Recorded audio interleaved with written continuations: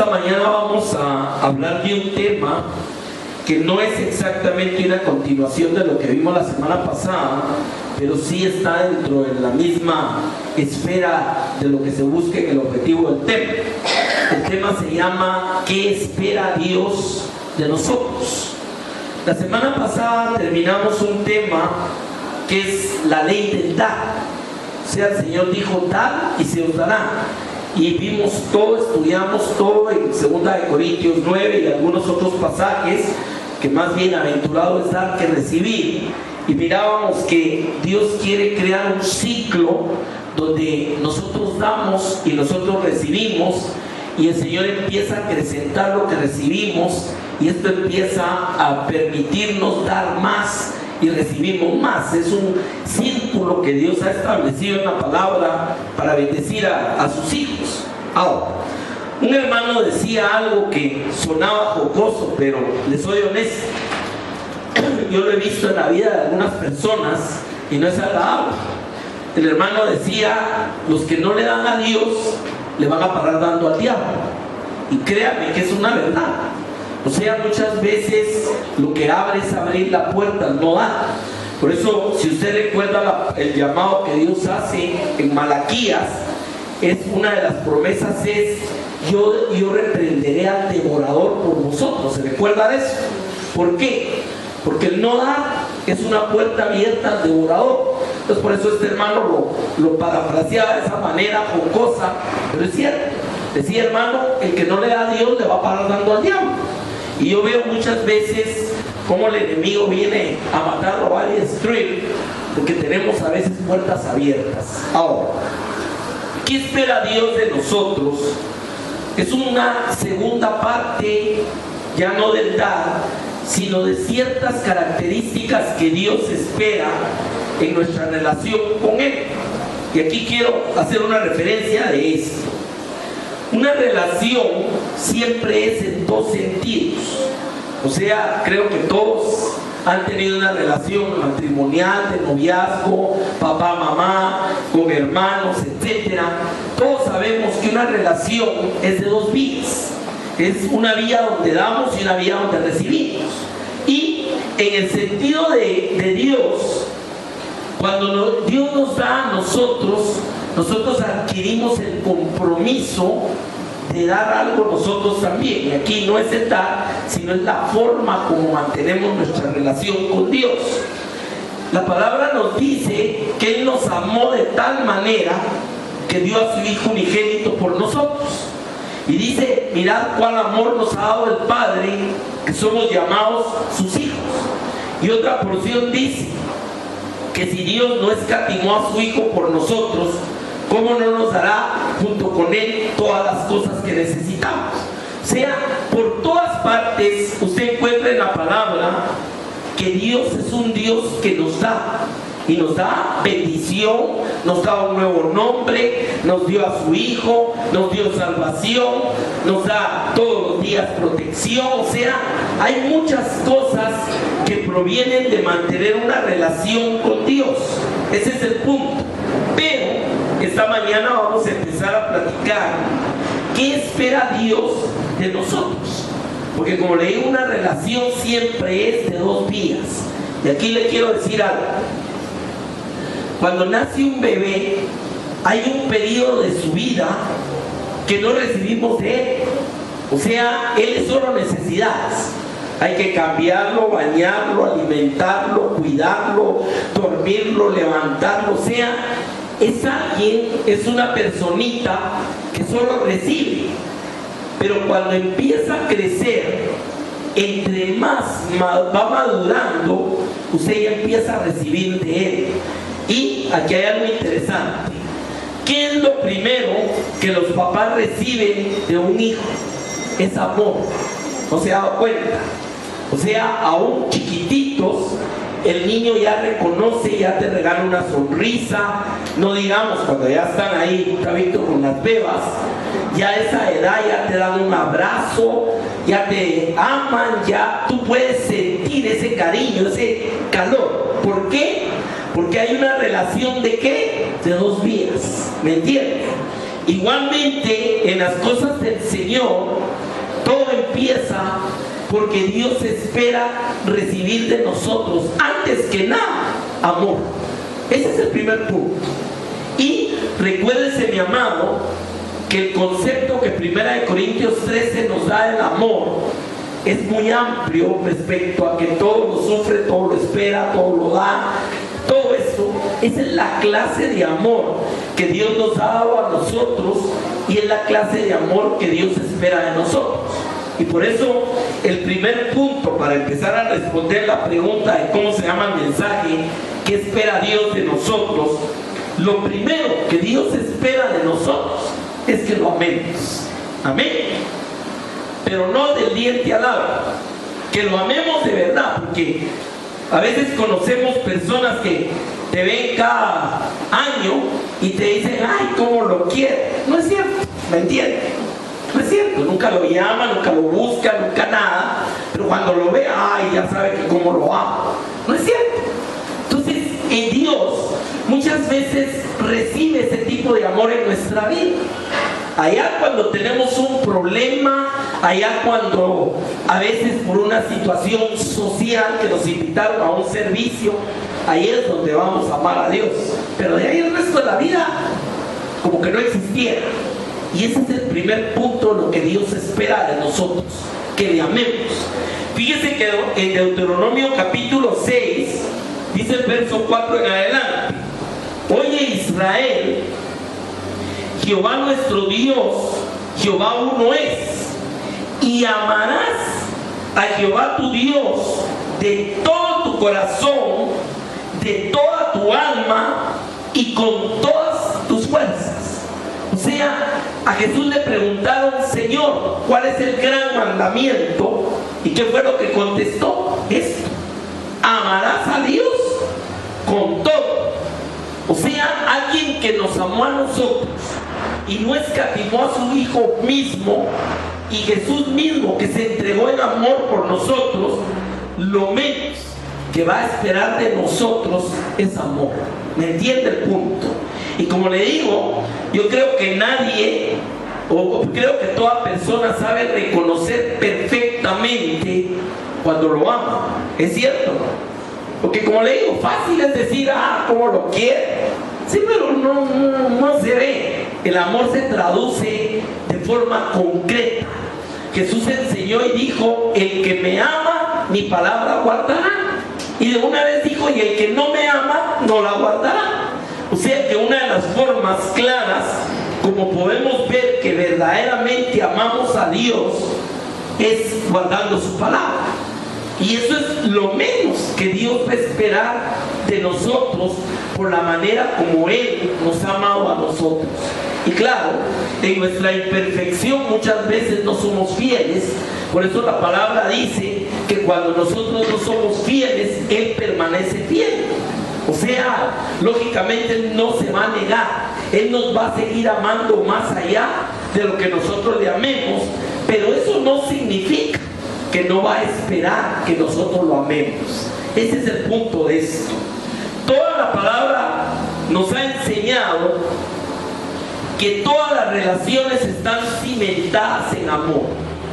O sea, ¿cuál es el cemento que pega un matrimonio? El cemento que pega una relación de padres y hijos, el cemento que pega la relación entre hermanos, es el amor. Se acaba el amor, se acabó todo. A veces lo que quedan son cascajos nada más de apariencia, pero no hay nada. Y nuestra relación con Dios no puede ser una relación de apariencia, porque hay un elemento ahí que debemos considerar. Si alguien sabe cuánto lo amas, es Dios. O podemos engañarlo, hermano. Dios sabe. A Dios no le impresionamos con que le digamos 10 veces, te amo, te amo. No, Él sabe si lo amamos o no. Y lo que va a esperar de nosotros es que lo amemos. Y le voy a decir, aquí hay una tremenda responsabilidad. No solo porque Él nos amó, dice que en eso consiste el amor. No en que nosotros le hayamos amado primero, sino que Él nos amó a nosotros. Y a otra porción dice que aún siendo quienes éramos, el amor de Dios llegó a nosotros. ¿Me entiende el punto? Mire, en la vida ministerial, una de las experiencias más especiales que Dios me ha permitido fue el tiempo que trabajamos en cárceles. ¿Por qué? Porque podíamos ver cómo el amor de Dios llega a cualquier persona en cualquier lugar. Me acuerdo una vez que entramos a predicar a un área que es lo más peligroso que hay en Pavón, que se llama Triángulo. Ese nombre viene de cuando estaba la penitenciaría aquí en Guatemala. Y nos dijeron, miren, entra por cuenta y riesgo. Y teníamos que predicar, o sea, una alabanza y una prédica en lo que estaban haciendo cola para que les dieran de comer, porque si no, no nos iban a poner atención. O sea que teníamos que aprovechar ese momento. Pero viéndolo del lado del amor de Dios, Dios llega a la persona que esté en ese lugar a lo más profundo, porque lo ama. La oportunidad de oír el evangelio, la oportunidad del llamado. Por eso es que la palabra nos insiste tanto: si oyeres hoy su voz, no endurezcáis vuestros corazones. ¿Por qué? Porque ese es el amor. Por eso la palabra dice: con amor eterno te he amado y te lo extenderé. Si algo Dios tiene para nosotros es amor, y si algo Dios espera de nosotros es amor. ¿Entiende cómo es todo el rol de esto? ¿Qué espera Dios de mí? Antes que nada, amor. Mucha gente dice, mire, pero Dios es Dios, ¿yo qué le puedo dar? Dice, hijo mío, dame tu corazón, dice la palabra. O sea que usted sí tiene algo que le puede dar a Dios. Y Dios va a apreciar como una joya preciosa que usted lo ame y usted le dé su corazón. Ese es lo primero que Dios espera de mí. No hay cosa más triste que aquella persona que ha recibido el amor de Dios y no le interesa para nada ser recíproco con Dios. Y como le digo, obras son amores. No es de que diga en su casa, ah, sí, yo amo a Dios. No, eso se mira. El que ama a Dios quiere servirlo, quiere guardar su palabra, lo alaba, lo adora, lo busca, necesita la presencia de Dios. Eso, así es. Imagínense si usted es una pareja de novios, que la novia o el novio le diga, te amo, ahí te vengo a ver dentro de 10 años. O sea, no es así la cosa. Aún ahí los noviazgos, como están lejos, están prendidos del teléfono y viéndose en la ¿cómo se llama? Internet, etcétera. O sea, el amor es una relación, es un pegamento. Y lo primero que Dios pide de nosotros es que lo amemos. Ahora, ese amor empieza a producir otras cosas que Dios espera de nosotros. Recuerden que el mensaje se llama ¿qué espera Dios de nosotros? Hoy no hablamos, hay por ahí, ahorita me tocó viajar toda esta semana, y cuando viajo oigo mensajes, le pongo mucha atención a muchas alabanzas, y le estaba poniendo atención a una que sí ya la había oído, pero me gustó mucho. Dice, no vengo a pedir, no vengo a buscar, te vengo a dar. Miren, me llegó porque ¿cuál es siempre nuestra búsqueda de Dios? Necesito, no tengo, dame, ayúdame, ¿cierto o no? Y Dios no se va a molestar porque usted pida de Él, porque por eso dijo, pedid y se os dará. Pero va a esperar que haya momentos en tu vida en que, como decía este canto, no vengo a pedir ni vengo a buscar, vengo a darte mi corazón, vengo a darte mi amor. Mire qué maravilloso, de veras, cómo se sentirá Dios que un día entremos con Él, no para pedirle, sino entremos para amarlo. Y ese es el primer mandamiento: ama al Señor tu Dios con todo. Ahora, un elemento que Dios va a esperar de nosotros es el testimonio. O sea, la mejor forma de predicar el evangelio es el testimonio. O sea, por ahí hay alguien que dice que una acción vale más que 1000 palabras. Lo que la gente ve es cómo eres, no es lo que tú dices, porque si no caeríamos en la hipocresía de los políticos. Dicen 1000 cosas y no cumplen nada ni viven nada. Y el cristiano no puede ser en ese sentido parecido al político. Dios espera que seamos testimonios. Miren lo que le voy a leer. Filipenses capítulo 2, versos 15 y 16. Dice la palabra: para que seáis irreprensibles y sencillos. ¿Qué significa la palabra irreprensible? Miren, no hay cosa más triste que cuando se pisotea el testimonio de Cristo en la vida de alguien. Y la gente hasta dice, mire, para ser como fulano, está fregado, mejor me quedo así. Otros dicen, no, mire usted, yo no busco porque mire no sé quién y mire cómo es. ¿No ha oído cosas así? O sea, si algo ofende a nuestro Dios y si algo Dios espera de mí, es que yo dé un buen testimonio. ¿Por qué? Porque el testimonio, dice la palabra en primera de Pedro, para que vean vuestras buenas obras y glorifiquen al Dios que esté en el cielo. O sea, no hay tales de que mire, a mí no me mire, usted mire a Dios. No, a usted lo van a ver. Entonces, dice que seáis irreprensibles y sencillos, hijos de Dios, sin mancha, en medio de una generación maligna y perversa.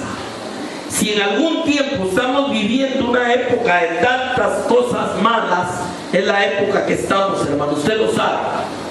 O sea, dice en el libro de Apocalipsis que en los postreros tiempos el malo se volverá más malo, pero también dice que el que sea santo se santifique más. O sea, lo que se va a marcar en este tiempo es una mayor brecha entre los que no son y los que son. Pero ¿cómo se va a notar la diferencia? Por el testimonio. Ahí es donde, por eso Jesús dijo también, por sus obras los conoceréis. El buen árbol se conoce por el buen fruto y el mal árbol no puede dar buen fruto. O sea, si se da cuenta lo que somos, tarde o temprano siempre se sale. Se sale por tu boca, se sale por tus oídos, se sale por tus ojos, se sale por tus obras. Tarde o temprano, no podemos, ahí sí que no podemos aparentar lo que no somos, porque tarde o temprano va a salir lo que tenemos realmente adentro. Y aquí la palabra dice, seáis irreprensibles, sin mancha, en medio de esta generación. Y hermano, aquí le quiero decir algo. Se puede mantener un buen testimonio independientemente de las circunstancias, y la respuesta es absolutamente sí. Mire usted el caso de José, vendido en Egipto. Mire usted el caso de Daniel en Babilonia, el caso de Sadrach, Mesach y Abednego en Babilonia. O sea, aquellos personajes que la Biblia nos enseña vivieron en sociedades que eran amantes de Dios. No, totalmente paganos, totalmente idólatras. No amaban al Dios de Israel ni lo conocían muchas veces. Y los testimonios de esta gente llegaron a impactar hasta reyes. El mismo Nabucodonosor se impactaba de ver la gloria del Dios de Israel. Que no se convirtieron es otro lío, pero eso ya no era responsabilidad de los siervos que estaban ahí, pero ellos dieron un testimonio. O sea, ¿qué espera Dios de nosotros? Que demos testimonio. Hay un dicho por ahí que dice que el niño muestra la casa de donde viene. ¿Cuántos han oído eso? O sea, ya cuando el muchachito usted lo ve que es malcriado y que no hace caso y todo lo tira y toda la irrespetuoso, usted ya sabe cómo es esa casa. ¿Es cierto o no es cierto, hermano? Pero cuando usted ve que hay valores, hay respeto, hay cariño, hay educación, usted sabe que ese es el lugar de donde viene. O sea, todo es un reflejo del testimonio. Y le digo, lo que va a predicar y va a marcar más a la gente que convive con nosotros es el testimonio que nosotros demos. Porque como le digo, como podemos producir un rechazo al evangelio cuando la gente dice, no, para ser así estoy mejor así, pero también podemos atraer a alguien con el testimonio. Ayer estábamos platicando con unas personas por ahí, que gente de ciertas áreas donde hay iglesias de las nuevas muy grandes han llegado por curiosidad a ver qué es lo que pasa ahí, y nos contaban un caso, hay un testimonio de una persona que le vivía echando sapos y culebros a una iglesia por el tráfico y por muchas cosas, pero daba testimonio después, que un día le llamó la atención que qué tanta gente iba ahí, a qué iba. Fue, y ahora está bien enganchado en la iglesia también. Ese es testimonio, ¿me entiende el punto de eso, hermano? Testimonio. O sea, si algo Dios espera de mi vida, es testimonio. Y si yo le amo, yo voy a dar testimonio. ¿Es cierto o no es cierto? O sea, si yo lo amo, miren, el amor se me va a salir. ¿Por qué? Porque cuando tenemos gratitud por lo que Dios ha hecho por nosotros y entendemos la obra de Dios en nuestra vida, lógicamente le vamos a amar. Y el primer reflejo de que le amamos va a ser el testimonio que damos. Mire, testimonio tiene muchas fases, hermano. Un testimonio, mire, no hay cosa más terrible, yo lo he oído. A veces hay hermanos que otros hermanos que trabajan con ellos se quejan que no les pagan. Eso es terrible también. Eso es un pésimo testimonio. Hay gente que, no mire usted con ese hermanito, tenga cuidado. ¿Ha oído usted ese tipo de cosas? Esos son malos testimonios. No, miramos, ahí sí, por ahí están sacando unos anuncios hoy en día, no sé si los ha visto, donde dice cuando ya nadie te quiere prestarles. Hay una señora que llega, la mira y se pone una cosa de lámpara y está parada en la sala para que no la mire y no le pida. Qué triste llegar a extremos de esa naturaleza. ¿Y qué es lo que hay atrás? Un mal testimonio. ¿Me entiende? Un mal testimonio. Patronos que no tratan bien, patronos que no pagan, el trabajador que es mal empleado es un mal testimonio también. Porque todos los mismos patronos a veces dicen, no, mire usted, a mí me lo han dicho, yo no contrato cristianos a usted. Rápido se abusan, rápido hacen malas cosas y solo quieren andar de permiso porque tienen retiro, porque tienen eso. Mira qué triste, mi amado. Cuando debiera ser la gente que diera el testimonio más especial. Profesionales que hacen malos trabajos y son cristianos. Eso es terrible. Fíjense cómo tiene esferas por todas partes, hermano. Cuando la Biblia dice que seamos irreprensibles, hijos de Dios sin mancha en medio de esta generación, y oiga lo que sigue diciendo, en medio de la cual resplandecéis como luminares en el mundo. Esto lo dijo Jesús también, esto lo escribe Pablo, pero Jesús dijo, ¿quién que tiene una luz la pone bajo un almud? No la va a poner donde alumbre y todos vean la luz. Entonces tampoco podemos aceptar que realmente un cristiano, que de veras lo es, sea cristiano de la secreta, sea cristiano de incógnito. No, yo a nadie le digo que soy cristiano. Miren, mejor que ni sepa, porque si no luego lo critican a uno, depende por qué lo critican. ¿Me entienden? Entonces, seáis luminares. El Señor dijo que vuestra luz alumbre a los demás. O sea que tu vida debiera de ser como la luz en medio de la oscuridad, que la gente pueda ver. El otro ejemplo que usó Jesús es la sal. ¿Por qué? Porque la sal en la época de Jesús no era solo para... Ahora las señoras usan el toquecito de sal para darle sabor a la comida. No, en esa época era para la preservación de las carnes. ¿Por qué? Porque no había refrigeradores. Entonces les echaban sal a las cosas para que se conservaran y no se pudrieran. Y a eso se refería Jesús cuando dice: vosotros sois la luz y la sal de esta tierra. Y aquí el apóstol escribe que en medio de esta generación resplandezcamos como luminares en el mundo. O sea, Dios se va a agradar que tu vida sea una luz, que tu vida sea algo que alumbra a aquellos que no le conocen, que los atrae hacia la luz principal, que es Dios mismo. Ahora, dice el verso 16: asidos de la palabra de vida. Usted sabe lo que significa en su etimología la palabra asido. Y le voy a poner un ejemplo. ¿Ha visto esos señores que van poniendo unos clavos en la piedra y van enganchando un lacito y van para arriba? Es increíble. Suben unas paredes que si se caen de ahí se matan. y ahí van. ¿Qué significa ese gancho que traban y eso que se amarran y donde van agarrados? ¿Qué significa? Eso es asidos. ¿Ya me entienden? O sea, no es solo la palabra de agarrarla, hermanos. La palabra asido significa que usted sabe que su vida pende de aquello.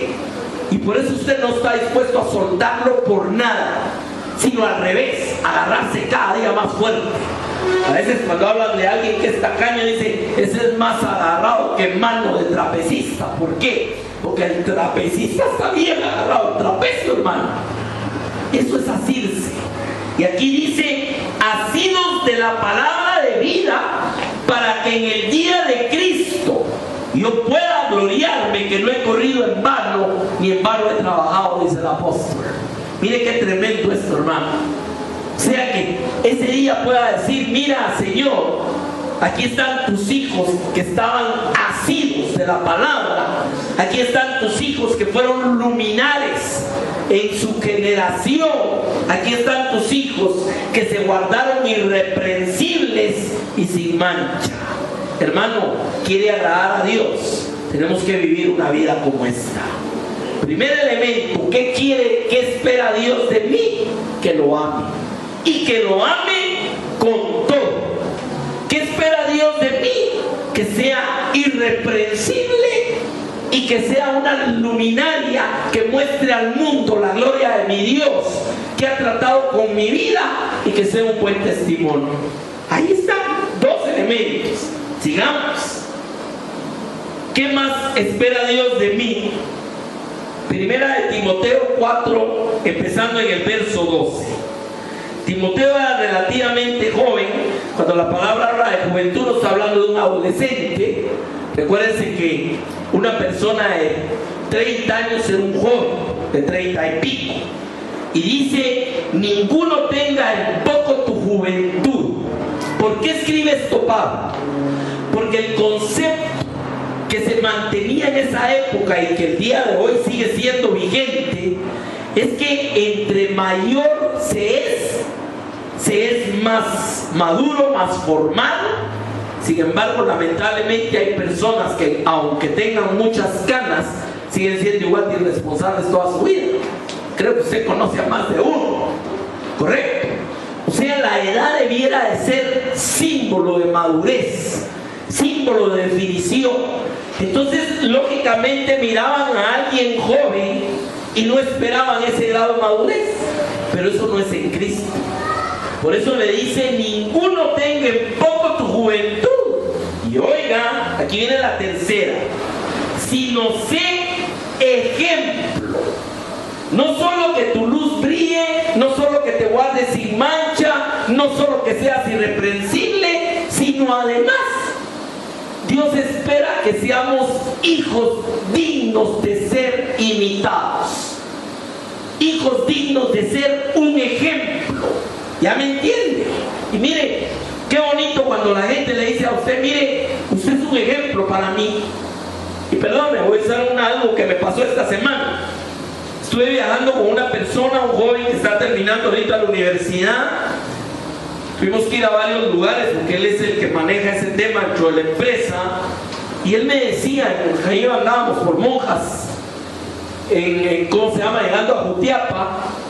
Y me decía, licenciado, es que ejemplos como usted nos sirven a nosotros de que podemos caminar en la vida para adelante. Venido de un hogar sencillo, humilde, él es de un pueblo.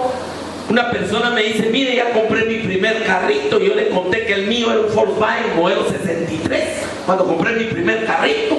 Y ahí vamos platicando. Pero qué bonito que alguien pueda verte como alguien digno de imitar. ¿Es cierto o no? Pero qué triste cuando la gente dice, mire, como ese, evítelo. Y a veces, ¿sabe qué es lo peor? Son cristianos y están en las iglesias. Dice, no, mire, ahí esos hermanos ni vaya. Yo conozco uno ahí que ya juzgaron a toda la congregación por uno. ¿Es cierto o no es cierto, hermano? Ya no dicen, un hermano en esa iglesia. Ya después dicen, en esa iglesia hacen tal cosa. ¿Es cierto o no es cierto, hermano? Así que uno basta para echarle lodo a todo esto, hermano. Por eso la palabra dice, no es cosa de juventud. Hay otra porción donde dice, no son los de mucha edad los sabios, porque el principio de la sabiduría es el temor a Jehová. Por eso el libro de Eclesiastés dice, joven, acuérdate de Dios en tu juventud. Ahí empieza la sabiduría, hermano. ¿Y qué le dice Pablo a Timoteo? Nadie tenga en poco tu juventud, sino sé ejemplo de los creyentes, oiga, en palabra. Primero, el primer ejemplo que usted ve dar es en palabra, que usa bien la palabra de verdad. Recuérdense todo lo que dice, somos obreros aprobados, que usamos bien la palabra de verdad y que no nos avergonzamos del evangelio. Ese es el otro tema que vamos a hablar. En palabra, oiga, en conducta. Ese es el mismo conector de ser lumineras en medio de esta generación. En conducta. Y aquí le voy a citar un caso tremendo en la escritura. Viene Jesús, están los fariseos, que eran los religiosos de la época, que no se contaminaban con el pecador, que andaban lavando los jarritos y cumpliendo toda la tradición de los ancianos, y están los pecadores. Y viene Jesús y le dice, fíjese, qué triste lo que le dice Jesús a la gente de los fariseos. Les dice, hagan todo lo que ellos dicen. ¿Por qué? Porque está bien, están enseñando la ley de Dios. Hagan lo que ellos dicen, pero no hagan lo que ellos hacen, porque ellos dicen y no hacen.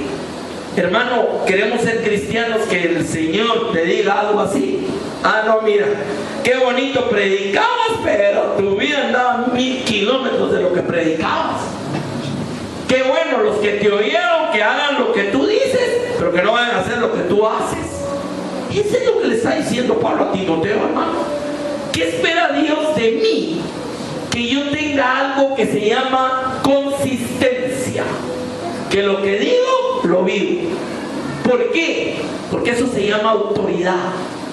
No podemos vivir con autoridad si no hacemos lo que decimos.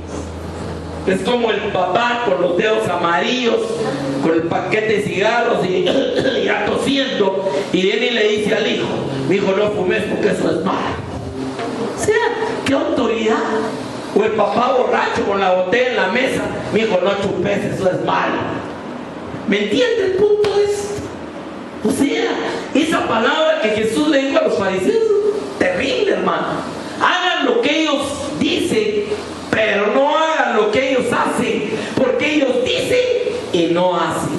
Y por eso le dice el Señor a Timoteo, sé ejemplo en conducta, que la gente pueda ver que eres digno de imitar.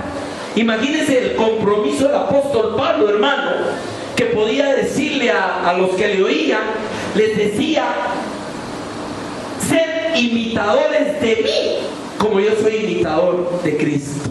Eso es una tremenda responsabilidad para un mundo que hoy en día dice, ah, no me mire a mí, usted mire a Cristo. No, al que van a ver es a usted y Dios. Oiga, el mensaje se llama ¿qué espera Dios de nosotros? Espera que seamos ejemplos. Espera que seamos ejemplos en palabra, en conducta y sí, en amor. Qué interesante. ¿No se ha dado cuenta? Y mire, es terrible cuando conocemos personas que el amor no se les mira por ningún lado. Porque el amor no es darle un beso. Ay, qué alegre verlo. Eso no es amor. Amén. Ejemplo en amor, en espíritu, en fe y pureza. Aquí quiero jalar una palabrita de 2 letras. Ejemplo en fe. Ayer hablaba con una sierva ahí en la reunión que hubo ayer, que es hija de una mujer que yo admiro mucho, una sierva de Dios que he conocido pocas en este mundo, hermano. Nos estaba enseñando unas fotos de una obra que fundó esta mujer en Ucrania, cuando ya dejaron el comunismo y empezó a entrar el cristianismo. Ella se fue y fundó iglesias en Rusia, en varios lugares, ahora está en Israel, y nos enseñaban unas fotos y ella misma no había visto, se nos enseñó la otra amiga que iba con ella. Le dice, mira, esto es lo que hicieron allá donde tu mamá empezó la iglesia. Hermano, un edificio que era un centro de deportes comunista, y lo abandonaron cuando vino toda la perestroika y todo eso, y ahora una iglesia lo compró y lo ha empezado a restaurar, y ahora es un tremendo ministerio, y la que empezó ahí la obra fue esta hermana. Y me decía algo ella que nunca lo voy a olvidar, y yo sé que así es. Me decía, es que mi mamá vive en otra dimensión de fe. ¿Será que es un ejemplo de fe? Estaban en una campaña en Zacapa hace muchos años, ahí estaba Canal Cristiano grabando y todo, y en medio de la prédica entra corriendo un señor con una niña que se había caído de un picó, pero ella no sabía que la niña iba muerta, y se la llevan la niña con sangre, paran ¿cómo se llama? La actividad, y eso quedó grabado en la televisión. Y ella baja y ora por la niña, y la niña tose y se levanta y sale de la mano del papá. Y ella ni siquiera sabía que la niña, el papá venía al hospital porque le dijeron ya no hay nada que hacer. O sea, eso es el ejemplo en fe, ¿me entiende? Pero ¿cuál es el ejemplo en fe en nosotros? A veces hasta para los hijos, que ni bien hay un problemita, nos estamos comiendo las uñas y hasta dudamos que exista Dios. Ese ejemplo en fe es una tremenda responsabilidad, hermano. La gente va a imitar tu fe, va a decir, yo quiero tener la fe que tiene este siervo, así como esta sierva que le cuento. Es una hermana que tiene más de 80 años ya, y ahora está en Israel, porque el Señor le dijo que Israel la quería los últimos años de su vida. Ese es Dios, hermano. Unos ejemplos de esa sierva. Cuando vinieron a Guatemala con el esposo para el terremoto del 76, traían un camión lleno de cosas, y cuando llegaron a la frontera les hicieron un inventario y le dijeron, aquí no pasa si no pagan no sé cuántos miles de dólares de impuestos. Como no podían pasar y no tenían plata, armaron una campaña ahí, y ¿quién cree que se convirtió la primera noche? El jefe de aduanas. Ese es Dios, hermano. A los días llegó y le dijo, hermana, agarren sus cosas y pasen. Y vinieron a establecer un comedor ahí en la Betania. Eso fue lo primero que hicieron en Guatemala. Pues montaron un asilo de ancianas, ¿cómo se llama? Una cosa de niños de la guerra, etcétera. O sea, ser ejemplo en fe. Sí se puede ser ejemplo en fe, y Dios espera que eso sea. Porque mire, decía un hermano algo que sonaba de chiste, pero tiene toda la razón. ¿Cómo son los hijos de un tiburón, hermano? Son tiburoncitos. ¿Es cierto, no? Y los hijos de un pastor alemán, ¿cómo salen? Pastorcitos alemanes. ¿Sí o no? Entonces, si usted es hijo de Dios, ¿qué debiera de ver la gente en tu vida? El poder de Dios, el carácter de Dios. ¿Es cierto o no? A Jesús le dijeron, muéstranos al Padre, ¿y qué les dijo? El que me ha visto a mí ha visto al Padre. Ahora, hermano, nosotros tenemos tremenda responsabilidad que la gente mire a Cristo en nuestras vidas. ¿Es cierto o no? Y por eso dice irreprensibles, luminarias. Por eso dice ejemplo en palabra, en conducta. Usted sabe que fue una de las cosas que le empezó a llamar la atención a la generación que había visto la muerte de Jesús, que había visto a los primeros discípulos. Después que pensaron que bueno, ya lo matamos, ya terminamos con esto del cristianismo, les empezó a llamar la atención que aquellos hombres habían estado con él. Ahora, ¿cómo se dieron cuenta? Por el poder de Dios en ellos, por lo que predicaban, por la vida que empezaron a ver en ellos. Y empezó ¿qué a hacer el Señor? A sumar miles a la iglesia. Así nació la iglesia, hermano. Pero lo que reconocían es que habían estado con Jesús. Entonces, hermano, qué maravilloso cuando bajó Moisés del monte, la gente inmediatamente se dio cuenta. ¿Por qué? Porque dice que su cara resplandecía y le tuvieron que poner un velo. Imagínense cómo venía de haber estado en la presencia de Dios. Ahora yo te voy a decir algo, hermano. Si verdaderamente somos hijos de Dios, si realmente el evangelio, mira, que ha pegado con tu Dios en tu vida, la gente debiera de ver que tu cara resplandece. ¿Es cierto lo que digo o no? Claro, estoy hablando en el sentido que tengas ahí unas cuantas LED.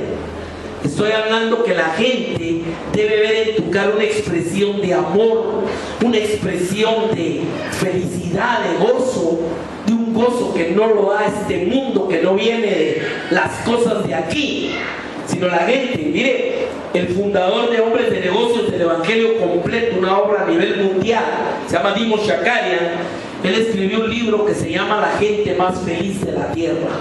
¿Por qué? Porque cuando alguien conoce al Señor, hermano, verdaderamente es feliz. ¿Es cierto o no es cierto? Y eso se mira.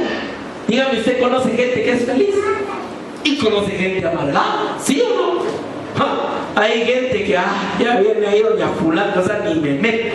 ¿Es cierto o no? Le habla 5 minutos y le escupe cualquier cantidad de culebras, alacranes, tarántulas y de todo. ¿Es cierto o no?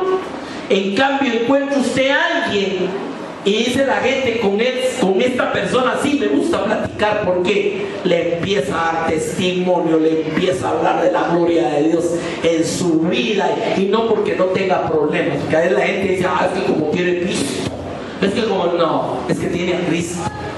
Amén. Sé ejemplo.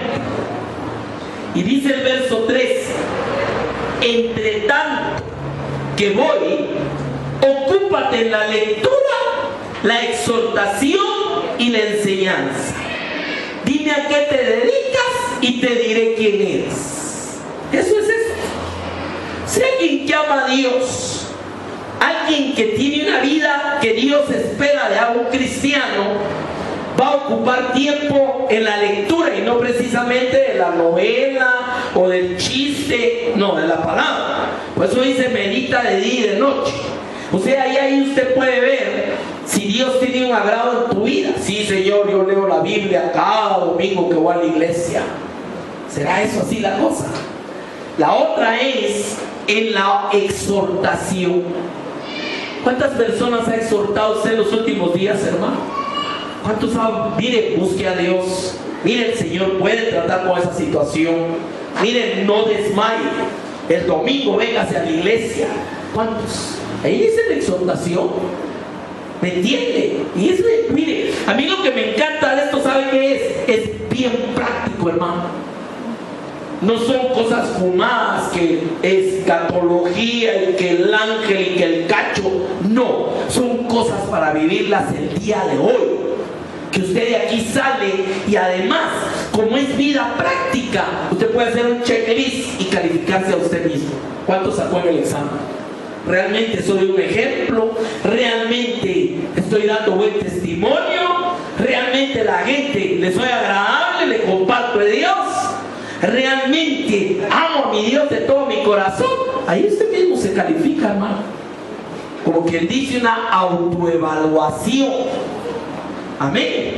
Porque a muchos les gusta el mensaje de los angelitos que andan volando allá arriba en el techo. Y es cierto, yo no estoy diciendo que la escatología no sea importante y que conozcamos los hechos finales, etcétera, pero hay gente que se pierde tanto en cuanto esté en el cielo, que ya no viven aquí en esta tierra. ¿Es cierto o no es cierto?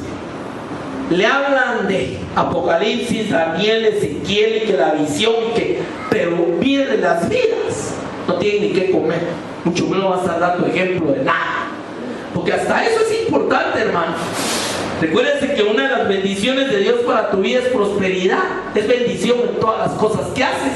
Y la gente se fija y dice, no, para ser cristianos, y el pobre tiene a los muchachitos con los zapatos rotos y ya ni los manda a la escuela, será eso testimonio. Y así vamos viendo todo esto. Terminemos esta parte. Entre tanto que voy, ocúpate en la lectura, lectura, la exhortación y la enseñanza. Y oiga esto, verso 14.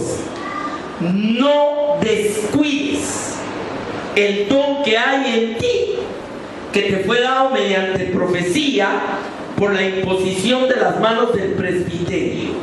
O sea, cuando oran por alguien, por algo, cuando Dios te ha dado un don, cantar, compartir, no solo predicar, claro, ese es un don maravilloso, pero estar aquí, cantar, tocar, esos son dones de Dios.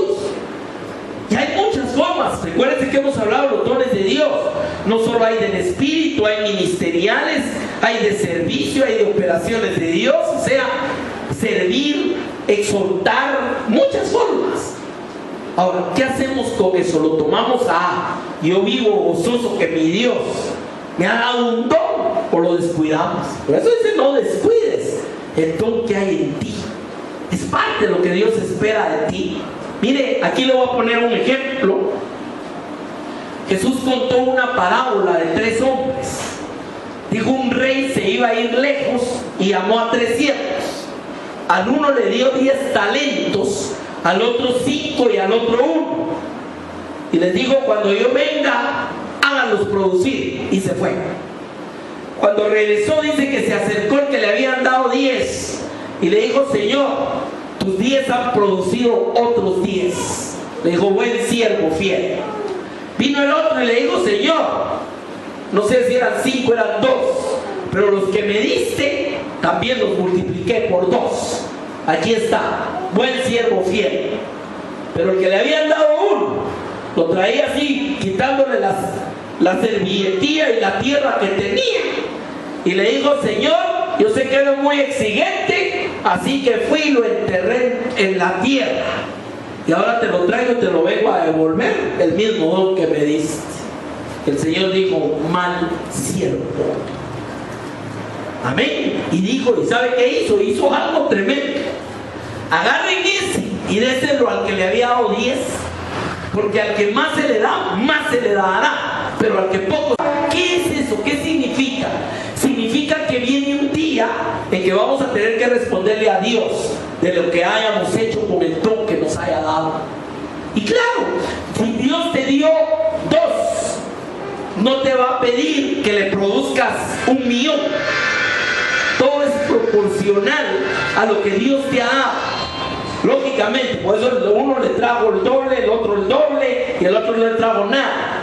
O sea, Dios no te va a venir a pedir cuentas de lo que no te dio, pero sí te va a pedir cuentas de lo que dio. Y ese es exactamente el no descuides el don que Dios te ha dado.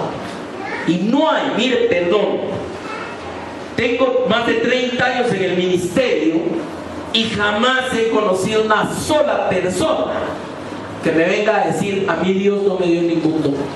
No es cierto. Todos tenemos algo. Dios no hace excepción de personas. Es igual, mírelo usted en las familias grandes. Un hijo es bueno para la música, otro es bueno para otra cosa, otro es bueno para tal cosa, ¿sí o no? Pero usted puede llegar y decir, aquí sí este pobre, mi hijo ese no es bueno para nada. No es cierto. Para algo sirve. ¿Es cierto o no es cierto? Iguales son las cosas de Dios. ¿Usted cree que Dios tiene hijos imperfectos? No, este pobre sí, sí, se me acabaron los dones, ya no le di nada. No es cierto. Igualmente debe esperar. ¿Qué espera Dios de mí? Que no descuide el don que hay en mí. Esa es otra cosa que le espera. Porque cuando usted usa el don que Dios te ha dado, le estás dando gracias a Dios. Estás reconociendo que en su amor te da la oportunidad de servirle. ¿Entiende el punto de esto? Verso 15. Ocúpate en estas cosas. ¿En qué cosas? En ser ejemplo en la palabra, en conducta, en amor, en espíritu, en fe, en pureza, en la lectura, en la exhortación, en la enseñanza, no descuidando el don que hay en ti. Ocúpate en estas cosas. Eso es a lo que se refiere. Y miren lo que le pone. Ocúpate en estas cosas. Punto 1. Permanece en ellas. La vida cristiana no es llamarada de tusas. ¿Por qué? ¿Ha visto usted por qué dicen llamarada de tusas? pégale fuego a unas tuzas y se acaba. Y mucha gente así es con las cosas de Dios. O sea, viene, se emociona y ¡fum! ¿Dónde está lo que hay que hacer? Después búsquelos en el mapa. Se les acabó la tusa. ¿Me entiende? Dice, ocúpate, mantente. A mí me gusta esa palabra de permanece en ellas. Cuando la persona permanece en esto como forma de vida, está haciendo ejemplo y está dando testimonio. ¿Me entiende? Porque es algo en el tiempo. Y miren cómo termina esta parte. Este mensaje lo vamos a seguir después. Hay otras cosas más. Dice, para que tu aprovechamiento sea manifiesto a todos. Hermano, usted ha visto personas que les han dado mucho, pero que su aprovechamiento es cero. Ahorita platicábamos con este joven que le cuento que estuve trabajando esta semana fuera de Guatemala, y eso veníamos hablando.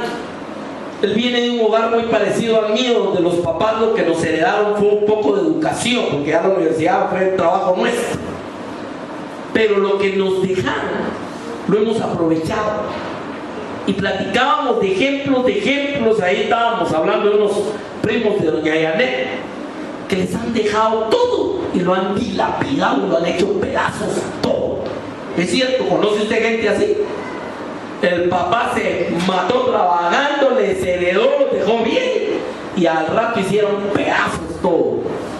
Aquí lo que dice es, tu aprovechamiento sea manifiesto a todos. Esa es otra forma de dar ejemplo y es otra forma de testimonio. Esta persona se convirtió a Cristo y a de veras que lo ha aprovechado el amor de Dios, toda la obra de Dios en su vida, y es manifiesto que su vida es totalmente distinta. Ahí te le contamos el otro día de un ejemplo que tuvimos ahí para un cumpleaños del hermano Arturo en El Salvador. Un hombre que venía de la peor condición que usted se puede imaginar. Ahora es un exitoso empresario casado con una profesional. O sea, aprovechó el toque de Dios sobre su vida. Eso es. La gente se va a dar cuenta, por eso decía manifiesto a todos. Qué triste cuando la gente lo que aprovecha son las cosas del diablo. Y la gente dice, ese sí, mire cómo aprovechó. Sí, pero está vendiendo su alma al diablo de una vez y su propia vida en esta tierra. O sea, ¿lo vemos o no lo vemos? Pero qué maravilloso cuando dicen, este aprovechó. ¿De dónde lo sacó Dios y mire dónde lo tiene ahora? Ese es Dios, ¿me entiende? Termino esta mañana con lo poco que avanzamos, hermano. En una relación es de dos sentidos, donde alguien da, pero alguien espera recibir. ¿Qué nos ha dado Dios? A su Hijo, con Él todas las cosas, el hacernos hijos de Él, su amor, su gracia, su poder, ha derramado su Espíritu en nuestra vida. O sea, todo lo que ha venido en esa relación para nosotros, ¿de qué tamaño es? Pero espera de nosotros. No que le paguemos, no podemos pagarle. Amén. Pero sí que agradezcamos de manera tangible. ¿Cómo?